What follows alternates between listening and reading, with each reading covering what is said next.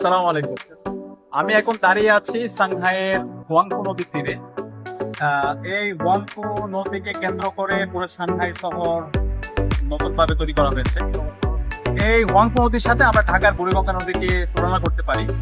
ঢাকা বুড়িগঙ্গা নদীর তীরে অবস্থিত, কিন্তু বুড়িগঙ্গা নদীর ময়লা আবর্জনার কারণে, পরিবেশ দূষণের কারণে পুরো ঢাকা শহর আজকে অনিরাপদ হয়ে উঠেছে।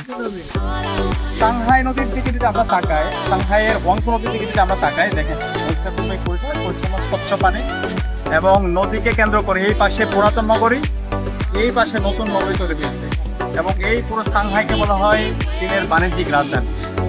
তারা যদি এই হুয়াংপো নদীকে কেন্দ্র করে চমৎকার নগর বিনির্মাণ করতে পারে, তাহলে আমরা কেন পারবো না? তাদের পারার কারণ কি? সঠিক পরিকল্পনা এবং দক্ষ নেতৃত্ব।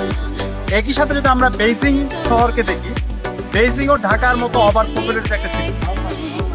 বেইজিং এর মধ্যে যদি দেখি আমরা, এখন কোনো ধরনের ট্রাফিক জ্যাম নেই, পুরোটা এআই দ্বারা নিয়ন্ত্রিত, নাগরিকদের নিরাপত্তা আছে, পুরো বেইজিং শহর নিট অ্যান্ড ক্লিন একটা সিটি।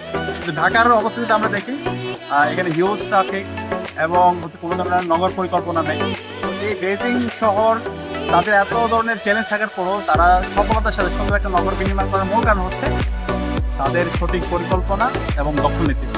আমরা ঢাকাকে বিশ্বের একটা চমৎকার নগর হিসাবে আমরা বিনির্মাণ করতে চাই। সেই নগর হিসাবে বিনির্মাণ করার জন্য আমাদের এখনই সঠিক পরিকল্পনা গ্রহণ করতে হবে, এবং দক্ষ নেতৃত্বের মাধ্যমে আমাদের ঢাকা এবং বুড়িগঙ্গা নদীকে আমাদেরকে বাঁচাতে হবে।